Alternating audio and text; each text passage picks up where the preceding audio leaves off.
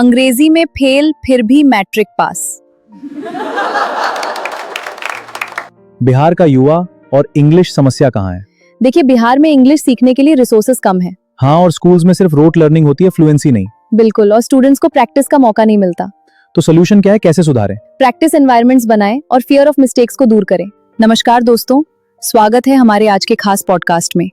आज का विषय थोड़ा संवेदनशील है, थोड़ा कड़वा है, लेकिन बेहद जरूरी है।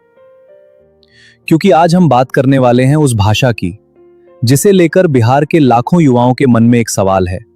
पढ़ाई पूरी करने के बाद भी इंग्लिश कमजोर क्यों रह जाती है? आज का युवा सिर्फ परीक्षा पास करने के लिए नहीं पढ़ रहा, वह पढ़ रहा है नौकरी के लिए, प्रतियोगिता के लिए, टेक्नोलॉजी के लिए, प्राइवेट सेक्टर के लिए और एक बेहतर भविष्य के लिए। अंग्रेजी में फेल फिर भी मैट्रिक पास। कबीर, बिहार में एक आम तस्वीर देखिए। एक बच्चा मैट्रिक पास करता है, फिर इंटर करता है, उसके पास सर्टिफिकेट है, उसने परीक्षा पास की है। लेकिन जब वह किसी प्राइवेट कंपनी में नौकरी के लिए जाता है और इंटरव्यूअर उससे कहता है, टेल मी अबाउट योरसेल्फ, तो बच्चा घबरा जाता है। उसे अपने बारे में बताना आता है, लेकिन इंग्लिश में बताने में परेशानी होती है। क्या यह सिर्फ बच्चे की गलती है? नहीं मीरा, बच्चे की जिम्मेदारी जरूर है कि वह सीखे, लेकिन सवाल यह भी है कि हमने उसे सीखने का पर्याप्त माहौल दिया या नहीं। अगर कोई बच्चा वर्षों तक इंग्लिश को सिर्फ परीक्षा का विषय समझता रहा, कम्युनिकेशन की प्रैक्टिस नहीं की, तो अचानक 18 साल की उम्र में उससे फ्लुएंट इंग्लिश की उम्मीद करना भी उचित नहीं है। तो क्या हमारे सामने एक बड़ी समस्या है? हाँ, बिल्कुल। हमारे सामने कई बार सर्टिफिकेट और स्किल के बीच अंतर दिखाई देता है। कागज कहता है यह बच्चा मैट्रिक पास है, दूसरा कागज कहता है यह बच्चा इंटर पास है। लेकिन नौकरी देने वाला पूछता है आप कर क्या सकते हैं, और यही असली परीक्षा शुरू होती है। ध्यान से बातों को सुनेंगे। और अगर प्राइवेट जॉब में कम्युनिकेशन चाहिए तो फिर इंग्लिश भी सामने आ जाती है। प्राइवेट जॉब का वास्तविक उदाहरण, मान लो बिहार का एक युवा इंटर पास है, उसने मेहनत की है, वह नौकरी करना चाहता है। उसे एक कंपनी में कस्टमर सपोर्ट की वैकेंसी मिलती है, काम करने की क्षमता उसमें है। लेकिन इंटरव्यू में उससे बेसिक इंग्लिश में बात की जाती है, वह जवाब नहीं दे पाता। क्या संभव है कि वह नौकरी से बाहर हो जाए? बिल्कुल संभव है, और यही हमें सोचने की जरूरत है। हो सकता है वह लड़का मेहनती हो सकता है वह ईमानदार हो सकता है उसमें सीखने की क्षमता हो, लेकिन सिर्फ कम्युनिकेशन की कमी के कारण वह उस अवसर से बाहर हो जाए। कबीर, एक बात बताइए, आज हमारे स्कूल में अगर हिंदी पढ़ाने वाले शिक्षक भी हैं, तो क्या उनके पास स्मार्टफोन नहीं है? है। क्या उनके स्मार्टफोन में कई बार सेटिंग्स इंग्लिश में नहीं होती? हाँ, अक्सर, शायद इसलिए क्योंकि बहुत सारी एप्स और फीचर्स इंग्लिश में ही आते हैं। हाँ, ये तो दिलचस्प है। होती हैं। WhatsApp, Facebook, YouTube, Google, Instagram, mobile की सेटिंग्स, इन सब जगहों पर इंग्लिश शब्द दिखाई देते हैं।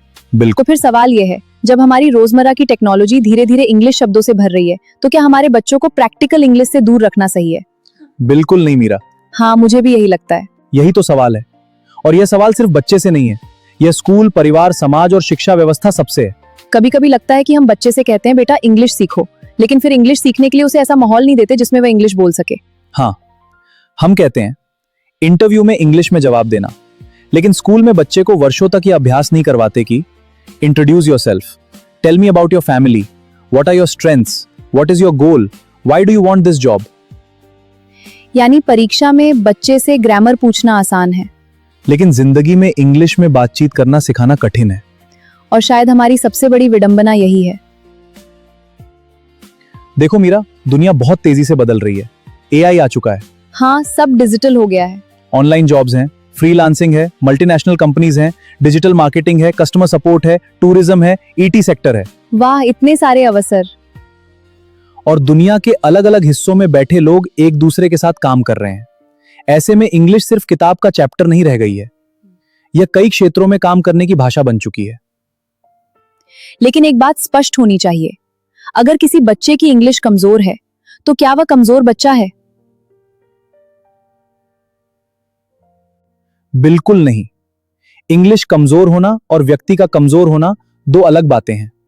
हो सकता है बच्चा मैथमेटिक्स में बहुत अच्छा हो सकता है वो कंप्यूटर में अच्छा हो सकता है वो मेहनती हो सकता है वो बहुत अच्छा एंटरप्रेन्योर बन सके, लेकिन कम्युनिकेशन की कमजोरी उसके रास्ते में एक दीवार बन सकती है। इसलिए हमारा उद्देश्य बच्चे को नीचा दिखाना नहीं होना चाहिए, उद्देश्य होना चाहिए दीवार हटाना। तो क्या बिहार के बच्चों को इंग्लिश सीखनी चाहिए?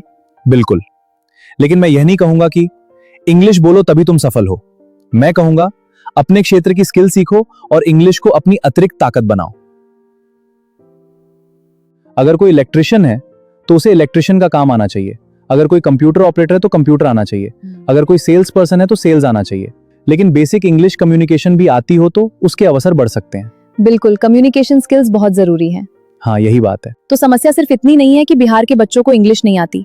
समस्या यह है कि कई बच्चे पढ़ाई पूरी करने के बाद पहली बार महसूस करते हैं कि अरे, नौकरी की दुनिया में इंग्लिश की जरूरत इतनी ज्यादा है, और तब तक काफी देर हो चुकी होती है। लेकिन समाधान क्या है? क्या गांव का बच्चा भी अच्छी इंग्लिश सीख सकता है? क्या इसके लिए महंगे इंग्लिश मीडियम स्कूल की जरूरत है? क्या सरकारी स्कूल का बच्चा प्राइवेट स्कूल के बच्चे के बराबर इंग्लिश कम्युनिकेशन सीख सकता है? और सबसे जरूरी, क्या इंग्लिश को सिर्फ सब्जेक्ट नहीं बल्कि लाइफ स्किल की तरह पढ़ाना चाहिए? इन सवालों पर हम बात करेंगे भाग 2 में, क्योंकि समस्या बताना आसान है, समाधान बताना ज्यादा जरूरी है।